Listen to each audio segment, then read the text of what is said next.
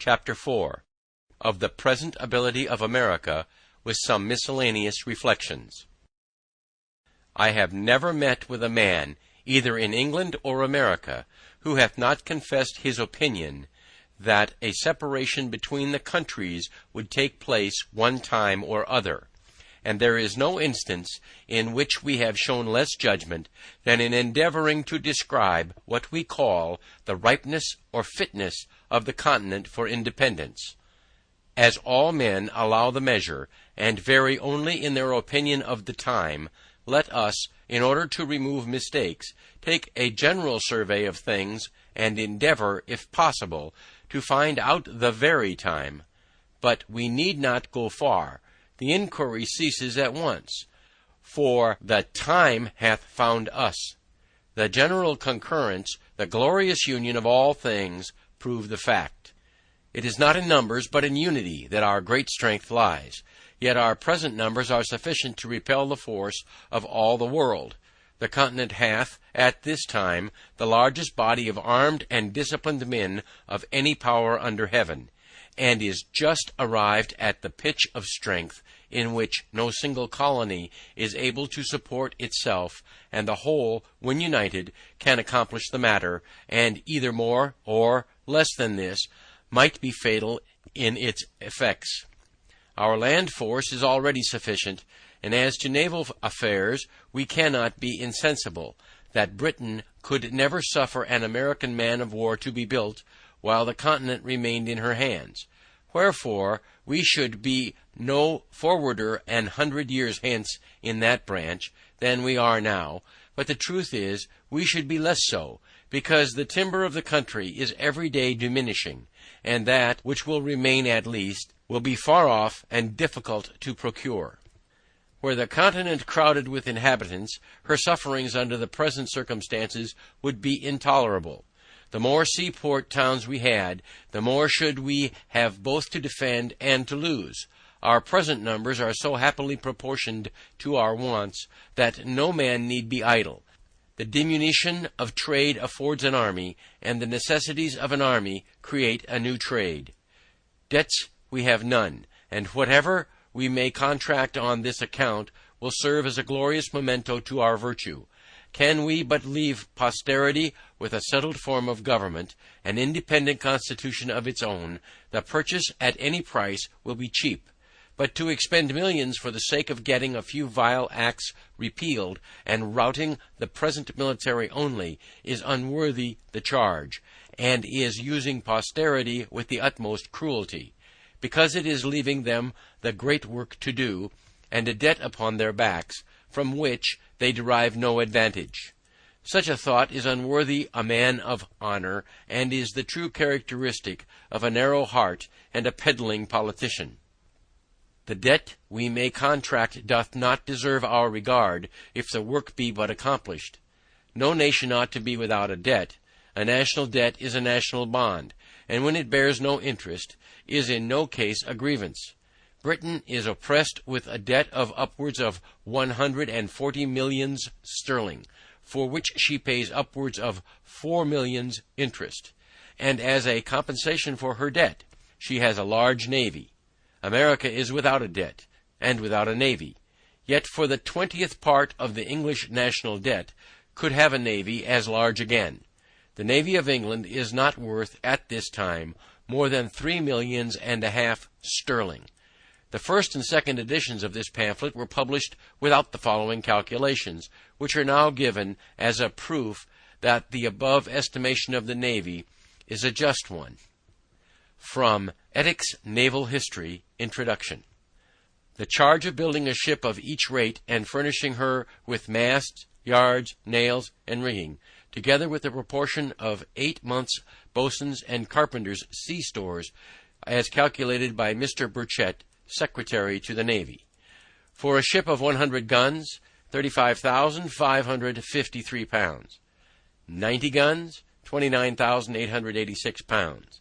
80 guns, 23,638 pounds. 70 guns, 17,785 pounds. 60 guns, 14,197 pounds. 50 guns, 10,606 pounds. 40 guns, 7,558 pounds. 30 guns, 5,846 pounds. 20 guns, 3,710 pounds.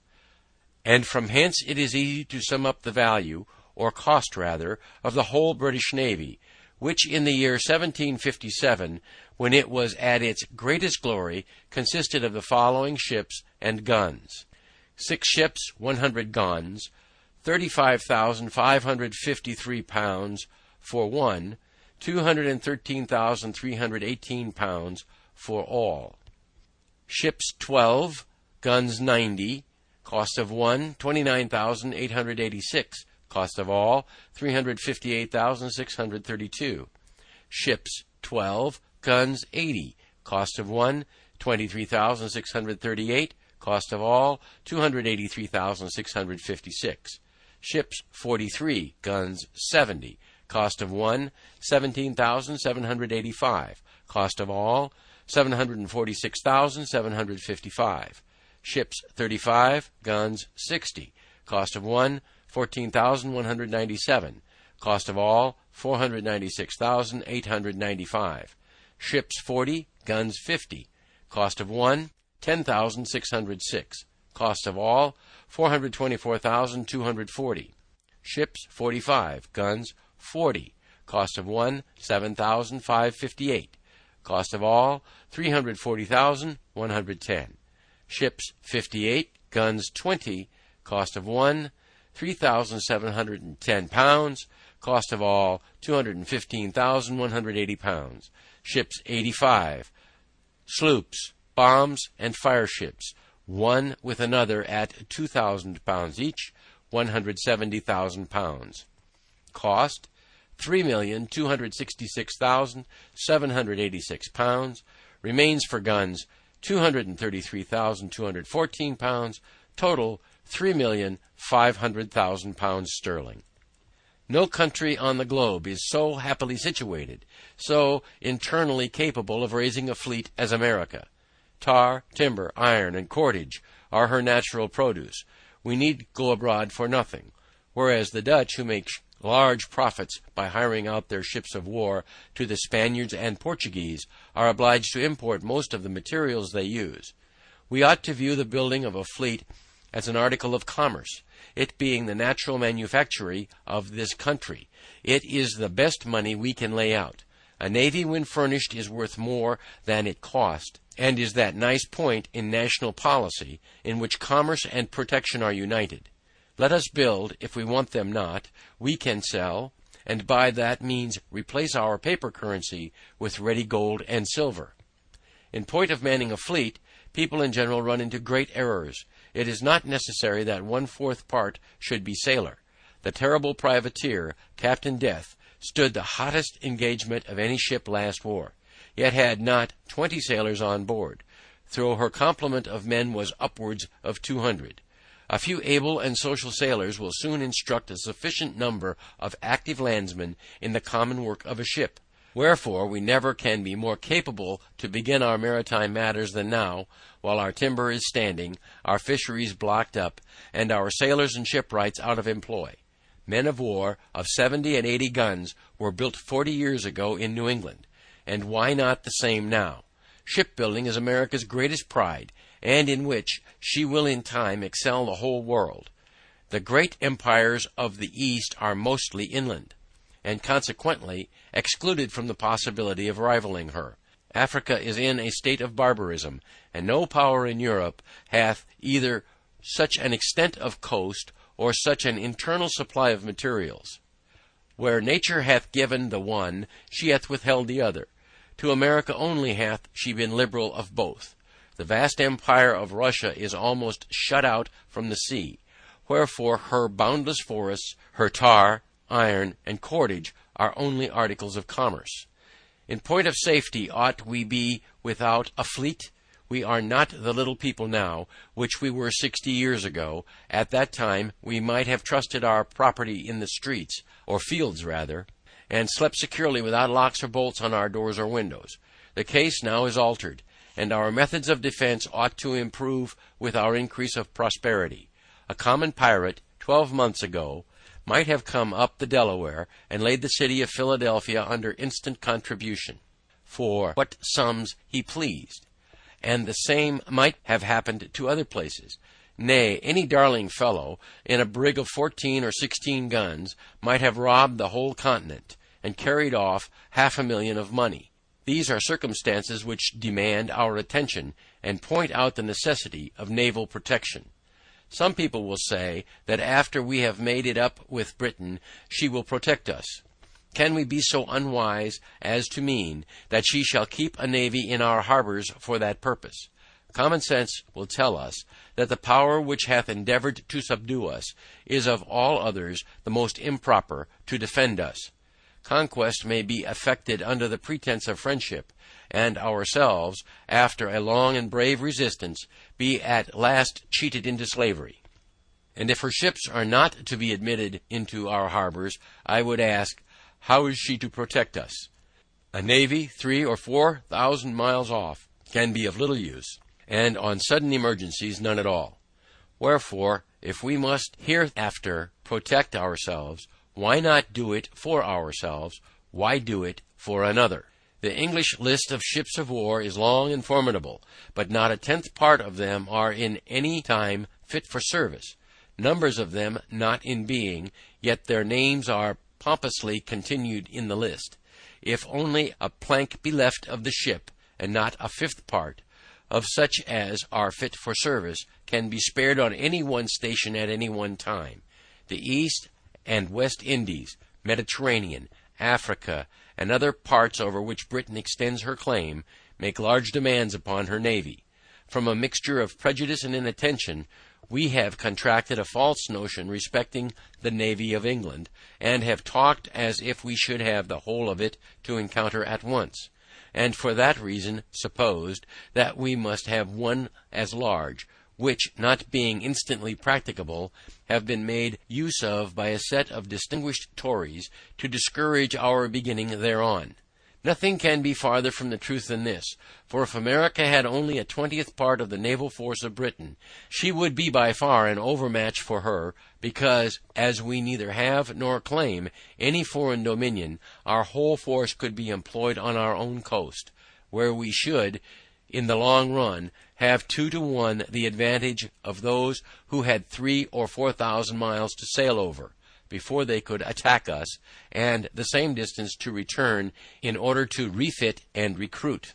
And although Britain by her fleet hath a check over our trade to Europe, we have as large a one over her trade to the West Indies, which, by laying in the neighborhood of the continent, is entirely at its mercy. Some method might be fallen on to keep up a naval force in time of peace, if we should not judge it necessary to support a constant navy.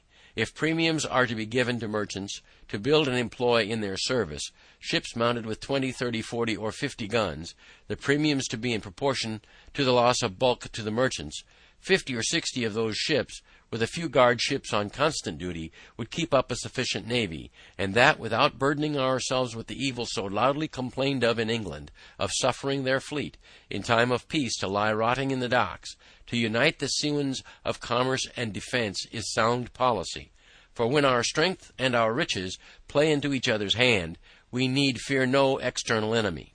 In almost every article of defense we abound. Hemp flourishes even to rankness, so that we need not want cordage. Our iron is superior to that of other countries, our small arms equal to any in the world. Cannons we can cast at pleasure. Saltpetre and gunpowder we are every day producing. Our knowledge is hourly improving.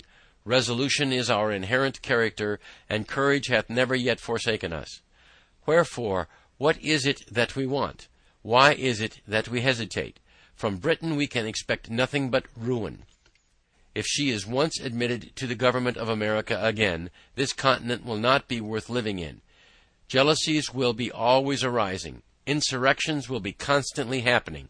And who will go forth to quell them? Who will venture his life to reduce his own countrymen to a foreign obedience? The difference between Pennsylvania and Connecticut respecting some unlocated lands shows the insignificance of a British government and fully proves that nothing but continental authority can regulate continental matters. Another reason why the present time is preferable to all others is that the fewer our numbers are, the more land there is yet unoccupied, which instead of being lavished by the king on his worthless dependents, may be hereafter applied not only to the discharge of the present debt, but to the constant support of government.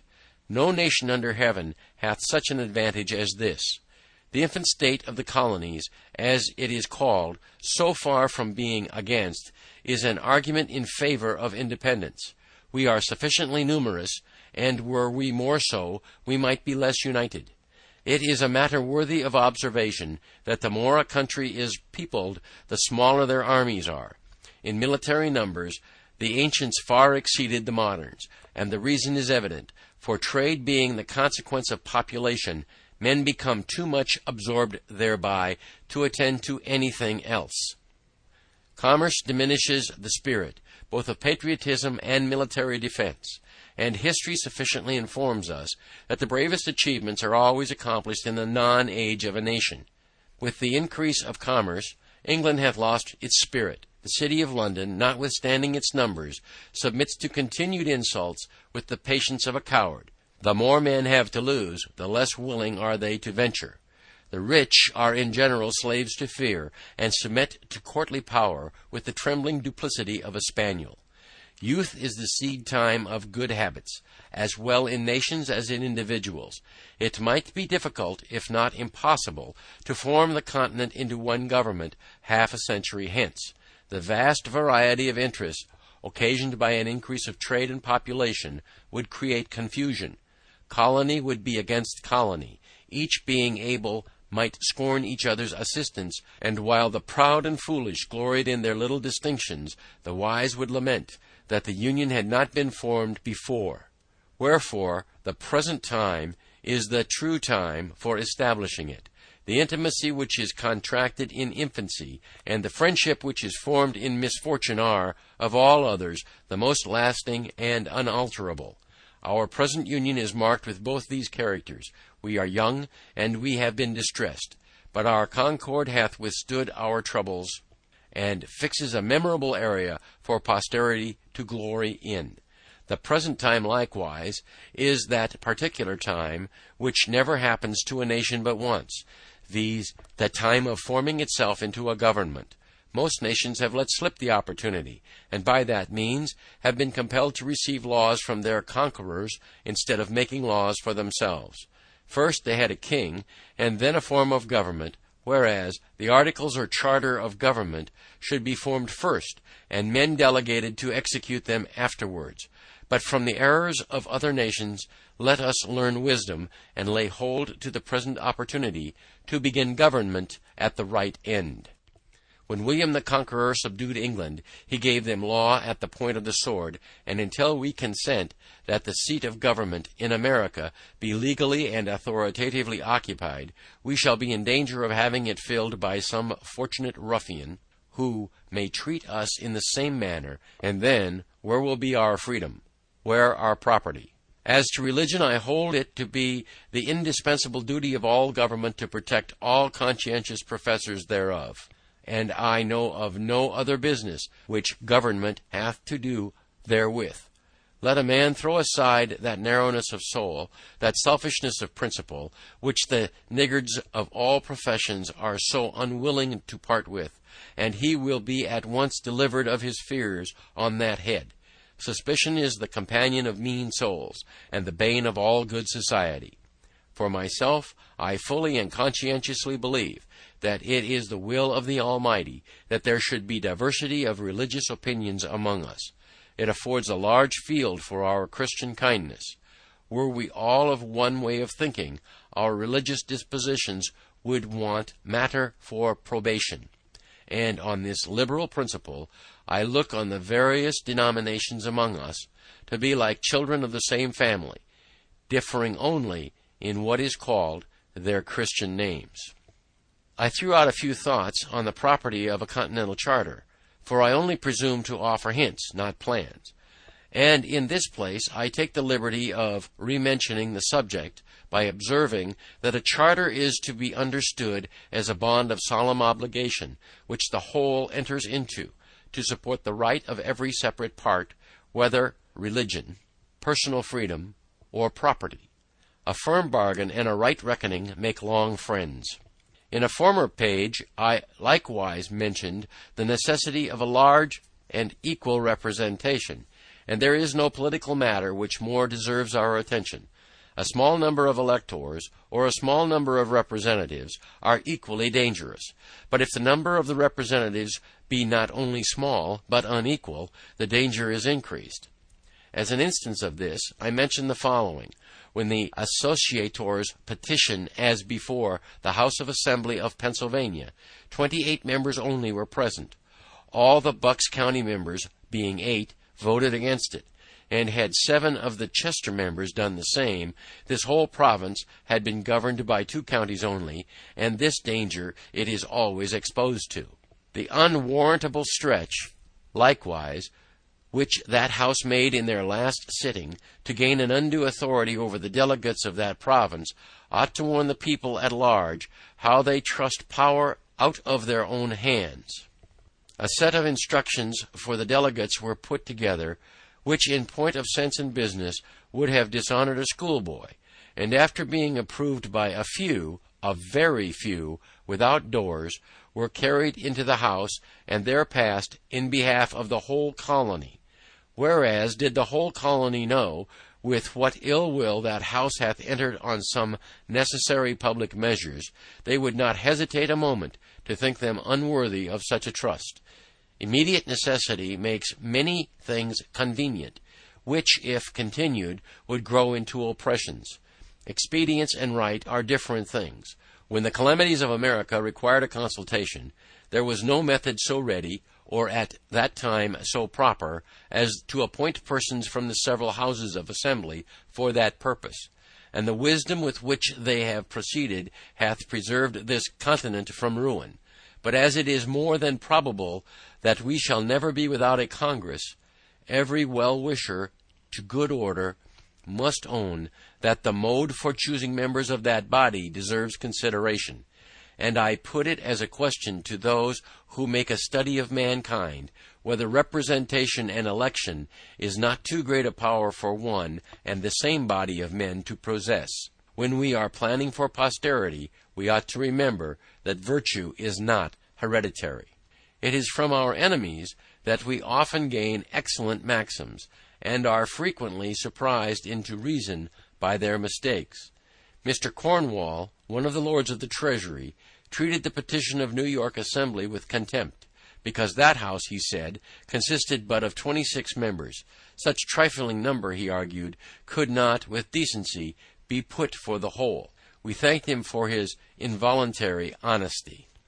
To conclude, however strange it may appear to some, or however unwilling they may be to think so, matters not, but many strong and striking reasons may be given to show that nothing can settle our affairs so expeditiously as an open and determined declaration for independence, some of which are: first, it is the custom of nations, when any two are at war, for some other power not engaged in the quarrel, to step in as mediators, and to bring about the preliminaries of a peace. But while America calls herself the subject of Great Britain, no power, however well disposed she may be, can offer her mediation.